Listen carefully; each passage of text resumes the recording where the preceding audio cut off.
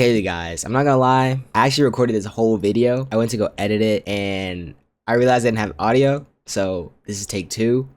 Actually, let me make sure this thing is actually recording. What's good YouTube, it's your boy Mia here, and in today's video we will be talking about gaming, but specifically gaming as an adult. I'll say, I just got off a break a couple months ago, like I'm halfway through my spring semester. But when I was during winter break, I had, of course, time to game and, mainly really think about gaming as we get older and some of the things that happen. But in this video, I'll be talking about 3 different games that kind of did this for me personally and kind of what I learned from playing each of these games. But anyways, let's not waste any more time and get into our first game that I really want to talk about.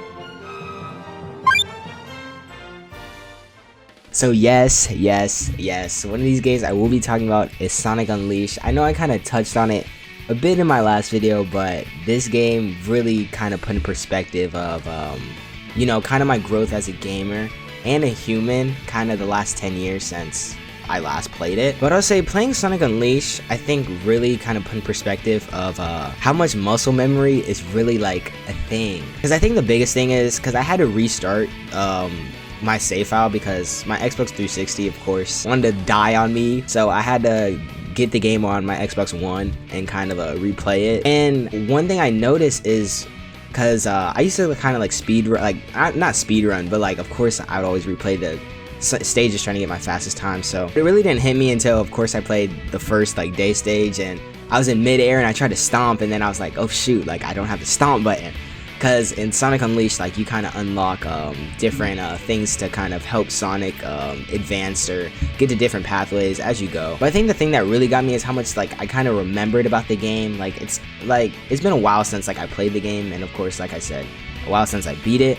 But I think just like doing like shortcuts and remembering when things are coming after like playing the stage so many times, especially after all these years, I think it was just kind of shocking. Like to me, how much I like truly kind of remembered the game. Now, I think the biggest kind of thing that I kind of realized just how much I'm honestly like objectively just like better at gaming.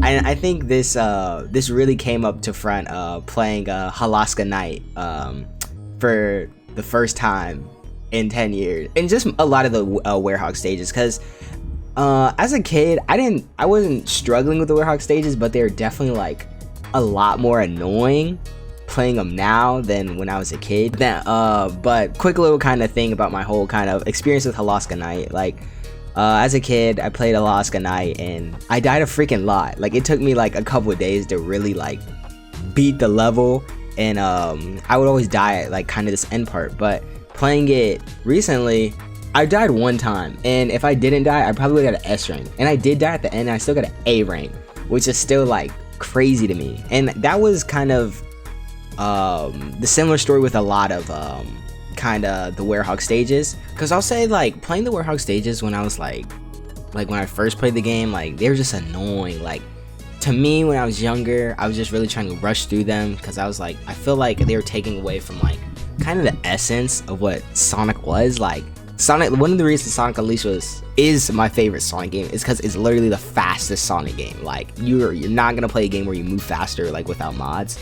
So it's kind of like I felt like the Werehog stages like took away from that. But like playing it now, it really kind of put in perspective. I kind of had I want to say a greater appreciation for the Werehog stages. Like it was fun, like actually really fun looking for sun and moon medals. Like I actually was kind of enjoying it. I feel like that's how like most people kind of tend to play the game. Like daytime stages you go fast, like nighttime stages you kind of like browse around more, look for the stage. And I think that's kind of how it's meant to be played, because there's more sun and moon medals in the nighttime stages than the daytime stages. But like I was just getting I was really looking through like every nick and cranny at every stage, not just looking for sun or moon medals, just like looking for stuff. And it was actually kind of fun. And I kind of started getting an appreciation for the combat, like pulling out combos and like seeing what I could do. Like I started enjoying it a little bit more. And I would say like the Werehog stages weren't as like bad as I remember. Like they were definitely more I was more engaged for the most part. I wasn't trying to really rush through them as much. I was just really trying to kind of enjoy it for what it is, you know what I'm saying? But I can't say all sunshine and rainbows about Sonic Unleashed. Like, while, like I said, it is still my favorite Sonic game, I think one of the glaring, like actually horrible issues with the game is the camera is so freaking bad on these Werehog stages. There were so many times I died because it felt like the camera was literally fighting me. Like, there was nothing I could do. It just made me mad because I was like, I want to do good, of course. Like, I want to show how much better I was at the game. So like, especially with the nighttime stages, like I probably could have got an S rank on most of them. I think I might have got an S rank on one. It might have been Rooftop Run Night. I can't like fully remember. But I think it was just very frustrating because it would always happen to the end of the stage too. Like, I would be doing really good, like, you know, getting my critical hits, you know, trying to get them extra points so I could get a higher rank. And then I had one like platform jump, I can't move the camera, and like, or Sonic just doesn't react when I like, you know, try to grab something, and then I just die, and then I'm pissed. But I think this isn't the only like kind of Sonic game I kind of realized this with, like, cause like recently I also I finished Sonic Adventure 1, and that was my first time playing Sonic Adventure 1, and that game also, like, the camera was like a little wonky at times, or like there'd be times I would like glitch through a stage. But I kind of chalked it up to like, okay, Jameer, like, this game, you got to put in perspective. This game came out in 1999. We're in 2026. Like, it's an older game. Like, it kind of had more leeway. But Sonic Unleashed came out in what, 2008? So it don't get as much as a pass, but it did still put in perspective of just you know, some of the things I didn't notice as a kid. Like, cause you know, like, I feel like a lot of times when you're like a kid, like, you kind of automatically like pin it on you when you die. Like, you don't really look like, oh dang, like this game was designed a little wonky. Like, you're just like, dang, like I gotta do better or whatever. But I think playing this game also kind of showed me like just how I have a different understanding of gaming, because of course I played more games, so it's like I can notice things like that. And I think another kind of good example of this is, I remember when I was a kid, like one of like the first Sonic games I had, I played like Sonic 06, like Sonic the Hedgehog, and I didn't finish that game by any means. I remember, I want to say it was like, there was like this Mach Speed section at like the start of the game. I think it was I forgot what the name of like that first stage is. I want to say it's like Ocean Wave. I hope I'm right. I hope I don't sound stupid. Actually, I gotta Google this.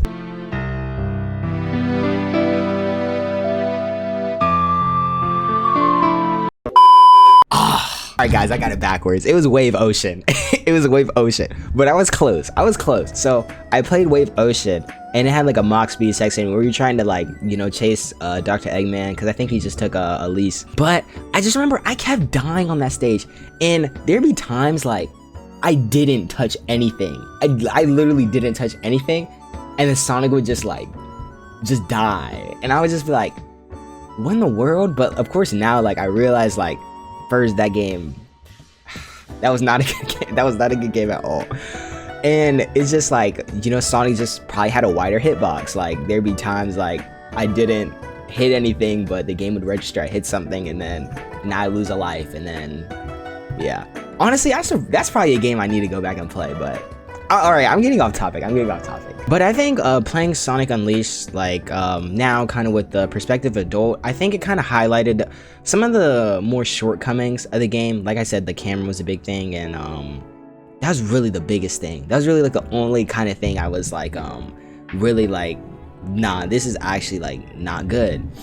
And I think it also puts in perspective of just how you kind of play different as you get older. Because when I was a kid, it was just about like, all right, we gotta, like, you gotta kind of beat the game. Like, we gotta beat the game, move to the next stage. Like, let's get back to like the daytime stages. And I think especially like the Werehog stages, it really showed me like how much more like exploratory I am playing games now. Like, it's not really, okay, we gotta beat the game, we gotta get to the next thing, da da da da da. It's more like, oh, like, let me truly see like what this game has to offer for me. I think this is also a good transition into the next game I played that kind of you know, really brought into my mind just how much our perspective on gaming changes as we age.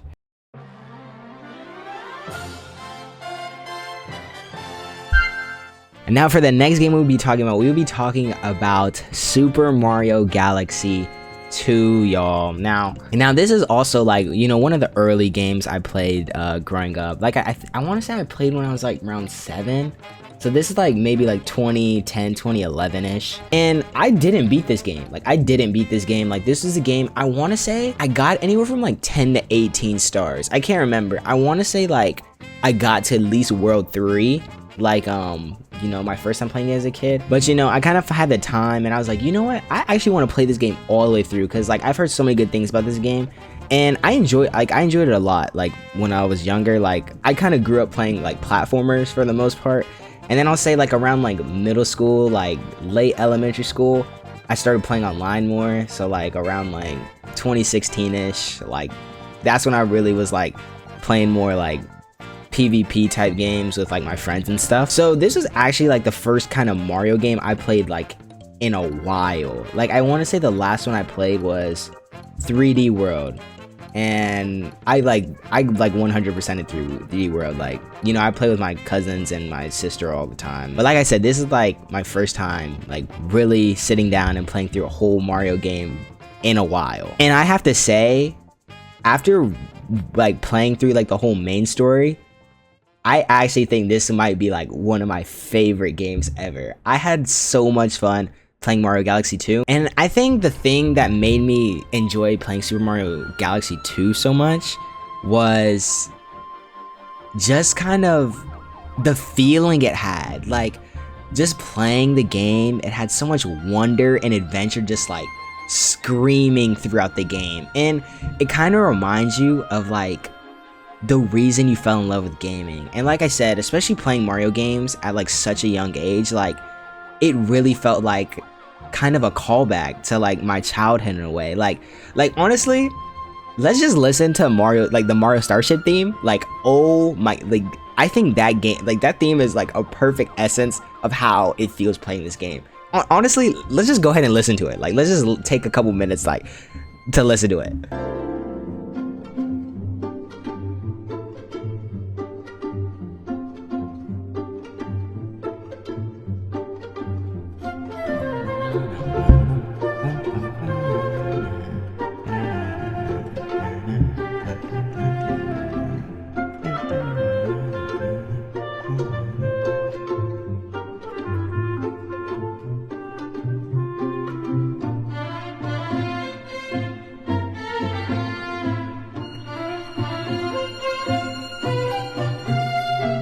But it was just crazy seeing how like my kind of mindset kind of shifted again, like playing Mario Galaxy 2. Because I think one of the kind of things going into it, like I was like, I want to beat this game. Like I've never beat this game. Like I want to get through it. But it's like as I slowly started collecting more stars, slowly starting seeing more stages and what more the game had to offer, like it really started creeping in the back of my head. Like, I wonder what else it has to offer post game. Because I know like this game, especially like with its post game, like there's a lot to do. So I slowly was like, should I 100% this game? Like, should I do it? Should I, you know, find all the stars, get all the green stars, you know, go to the Grandmaster Galaxy or whatever. Which that's definitely gonna be more of a like slow burn type of thing. But it was just interesting because that was the first game I played in a long time where I was like, I really want to see everything this game has to offer, like everything it has to offer me. But I think my biggest takeaway from playing Super Mario Galaxy World was it was kind of like just a reminder why to game. You know, the wonder, the nostalgia, the kind of, I want to say escapism that games bring us. It really pays to understand the mechanics of the game and use them in ways that just have a better overall gaming experience. But I feel like this is like one of those games, like if you're kind of in a lull, like playing games, like, you know, maybe you haven't played games in a while, or like you're kind of struggling, like kind of like, oh, what game should I play? Or, you know, I think maybe if you want to just start picking up gaming as a hobby, like I think this is probably one of the most perfect games to go to, because like I said, it's not overly demanding. You really could really just pick it up and play. Like honestly, like I got this whole video idea of playing this. Like I was just chilling in my bed one night and I was like, dang, like what if I like made like a video about this or whatever? because I was like, I want to talk about Super Mario Galaxy 2. Like, I'm enjoying this game so much. And then it just made me like think about, you know, kind of the parallels between me playing now versus me playing as a kid. So I don't know, I feel like this is one of those games like definitely deserves all the praise it gets, you know, like, and it also made me, because this is also another thing, like, I never played the first one. I never played Super Mario Galaxy, the original. So it definitely made me like, maybe I should go back and check that one out, especially before, like, you know, the movie comes out. So hopefully, maybe that might be it for another video. But I think Super Mario Galaxy 2 really shows the importance of kind of just gaming in general, and it just really puts in perspective how when we're younger, I think it's just really about finishing the game. Like, you really just want to get through it and, you know, be like, oh, I beat this game, and kind of on the next one. How it's always like boom, boom, boom, boom, boom. But I feel like as we get older, it's more like, oh, like, let me see what this game has to offer. Like, you're more like looking into every nook and cranny of these games, and really games started becoming more of a experience as we get older compared to something we do to just pass time.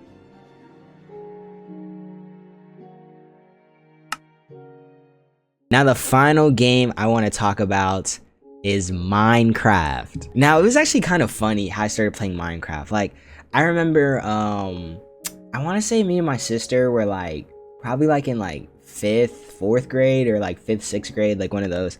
And like Minecraft of course started growing in popularity, like start seeing more kids like wearing Minecraft stuff, talking about Minecraft, da da da da da. And you know, I think my sister was just kind of like jokingly like, nah, like, Mir, like, we should get Minecraft, like, we should play Minecraft or whatever.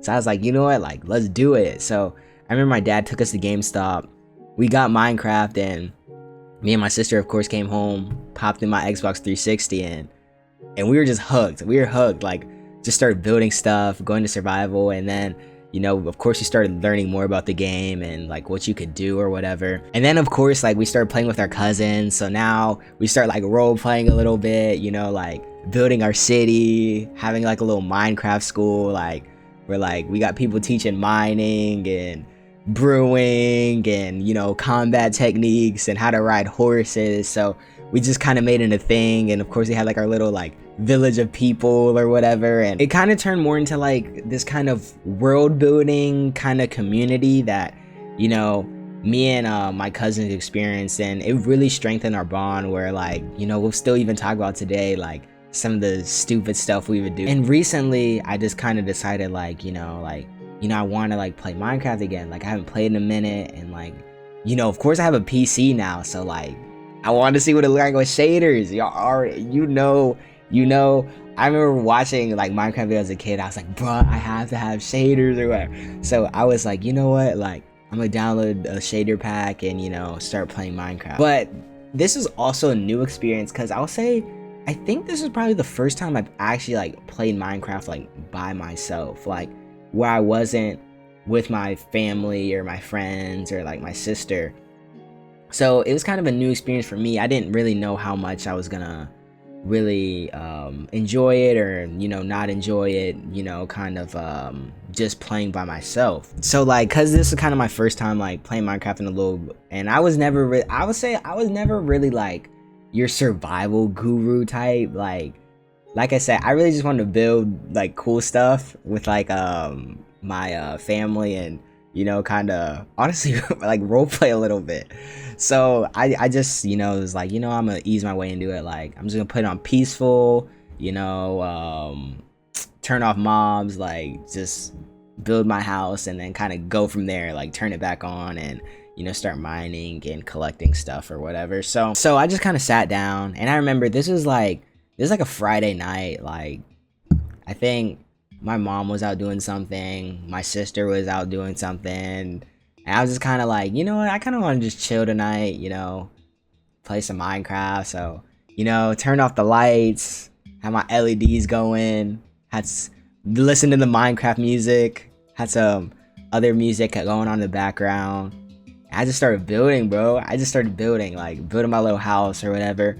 And as I was doing it, I'm like, bro, this just feels so like therapeutic in a way. Like, I just was just in another world. It just felt like nothing else really like mattered. Like I was just like, I just gotta finish my house. And I think that was one of like the kind of coolest things like I got to kind of experience, like, you know, playing by myself. Like it was like I got to choose how I got to play. Like I didn't have to go, you know, be a mind sweat like down in the trenches looking for diamonds, or you know, making a path to the nether, you know, finding a obsidian, or, you know, looking for the end, like, or I didn't have to, you know, venture across the whole map, you know, just looking for random stuff. Like, you know, it really kind of put in perspective of how you kind of get to choose how you play Minecraft. And I think that's probably one of the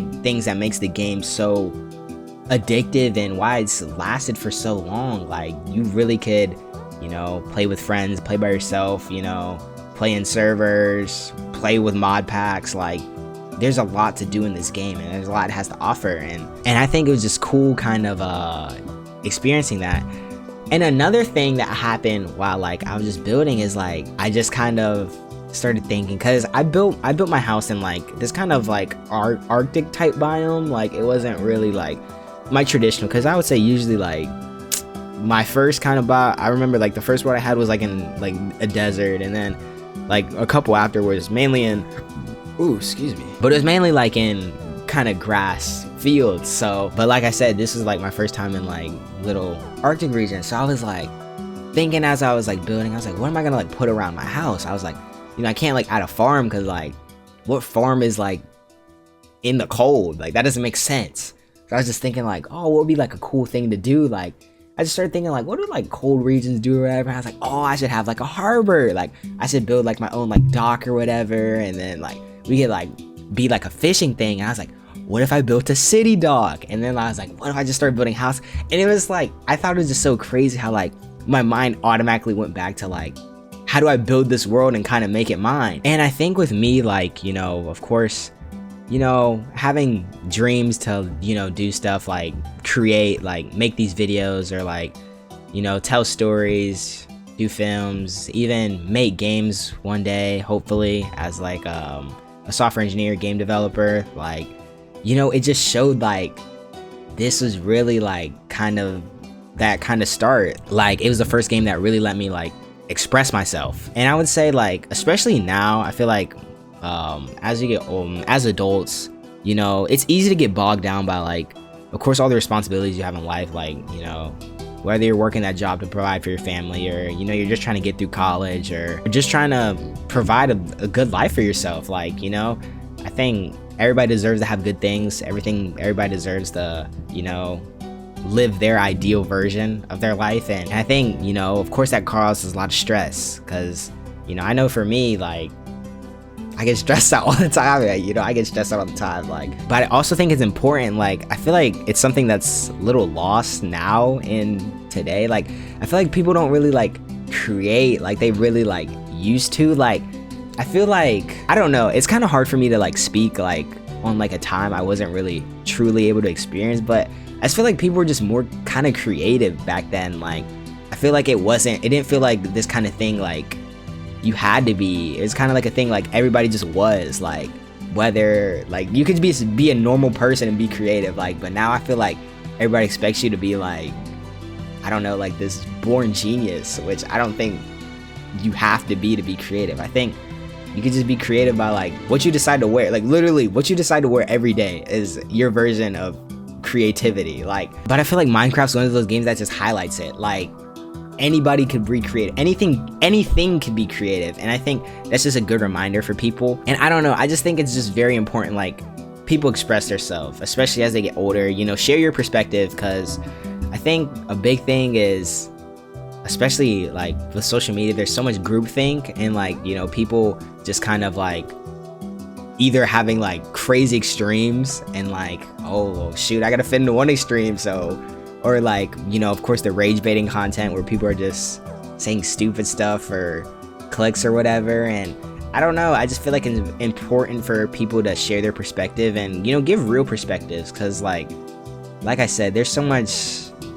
kind of garbage online sometimes. So I just think it's important for, I think Minecraft's just a reminder for, you know, everybody to share their perspective. I think everybody has something to say and everybody deserves to say something. So bro, I don't even oh, I just feel like I just started rambling. I think the biggest takeaway from this video is not like, you know, it's important to play games just because they're nostalgic, or, you know, they remind you of the good times, or, you know, like, oh, they don't make games like they used to. But I think it's just important to just play games to just see how much you've grown, like, as a human being. But I also just think that's just true for like any medium of media, like whether it's movies or music or TV shows or anime or games. Like, but the thing I really realized, like, you know, as I get older, is media never really truly changes. It's our perspectives and our values and our understanding of things that it does. And it just shows, I think, how timeless media could be at times. And I think that's what's so awesome about it. Anyways, I feel like I've been rambling long enough, but if you enjoyed this video, please make sure to like and subscribe, and comment what game, or just honestly any media in general, that you've kind of went back to recently, and, you know, you kind of seen how your perspective changed on things. Like, you know, maybe it was, you know, you're watching like some TV show or whatever and just started seeing themes, or, you know, maybe you went back and watched a cartoon and, you know, you realize how relatable it was, or what they were trying to spit. Like, I think that's one thing I've been doing. Like, I've been watching hella cartoons lately. Like, I think especially like the ones like I kind of started but kind of didn't finish, because like I feel like I kind of grew up in a weird time. Like, you know, of course, being born in 2004, like, you know, I kind of got to experience, like, you know, life like of early internet. Like, you know, I still had cartoons, you know, I was still going outside, like, still like doing normal kid stuff, I feel like. But it wasn't really around till like 2016 I really started like getting on the internet and being on the internet more or whatever. So it was like a lot of like the cartoons I grew up watching, like, I didn't really see how they ended. And, you know, I think recently I've been watching like Steven Universe and Regular Show. Regular Show, oh my god, I'm not gonna get into that, but I'm just curious to see like what you guys have gone back to recently that's really kind of highlighted how much you've grown as a person and how your perspective has changed on certain things. But anyways, like always, I'll see you guys in the next one. Peace.